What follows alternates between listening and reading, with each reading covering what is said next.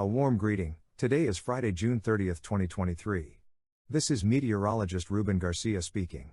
At the time of recording this video, it's 9:30 in the morning local time in Guerrero, Michoacan, Colima, and Jalisco, where preparations should be nearing completion to face the effects of what is now Hurricane Beatriz.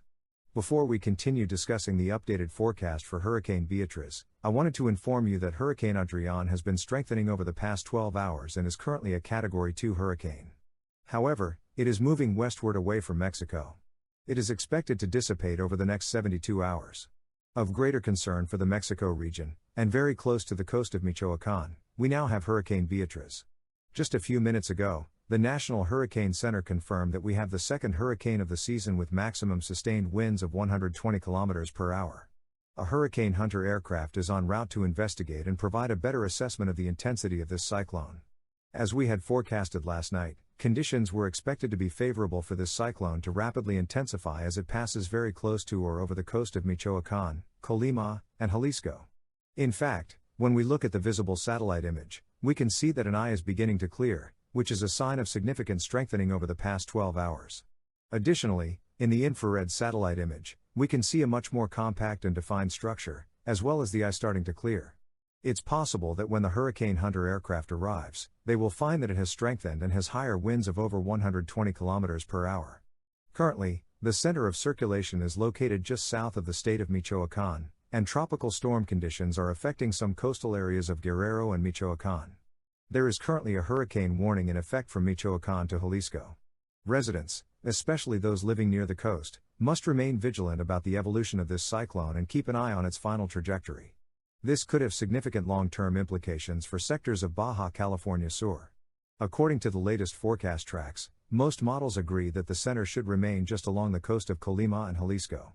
However, remember that other models, such as the European model, maintain a track over land. It will be very important over the next 24 hours to see if it maintains a track over Pacific waters, which could potentially bring the cyclone close to Baja California Sur. However, if it enters over Michoacan and Colima, it will likely dissipate due to the mountains in this region. Regardless, the hurricane effects will be felt along Michoacan, Colima, and Jalisco.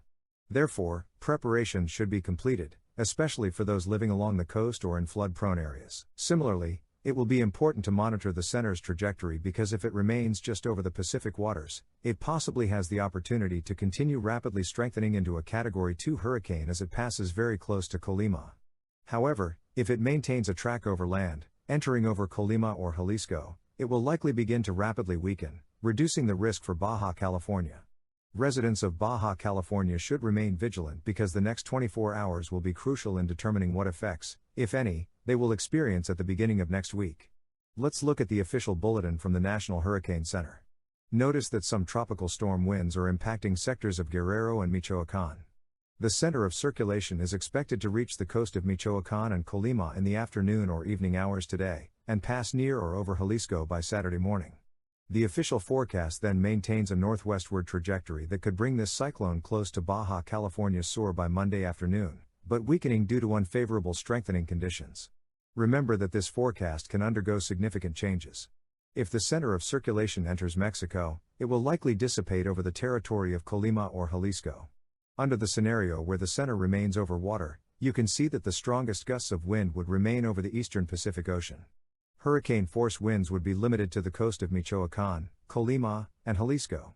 This is precisely the scenario shown by the GFS model, which could pose a greater long-term risk for Baja California Sur. However, remember that the European model continues to show a track that would take the center over Colima and Jalisco. In this case, hurricane force winds could affect the city of Manzanillo and Tomatlan. It's possible that the circulation may not survive the journey over land, so there is a lot of uncertainty starting from tomorrow, Saturday. Also, keep in mind that rainfall is a significant concern. If the system remains over the Pacific waters, the heaviest accumulations will likely stay over the ocean.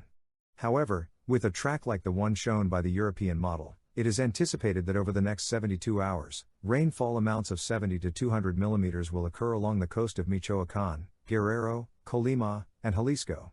This rainfall could also reach Nayarit, Sinaloa, and southern parts of Durango. Therefore, residents of western Mexico should remain highly attentive to what is now Hurricane Beatriz. Thank you very much for watching this video. Don't forget to subscribe to my YouTube channel and share it with friends and family to keep them informed about this event. Goodbye.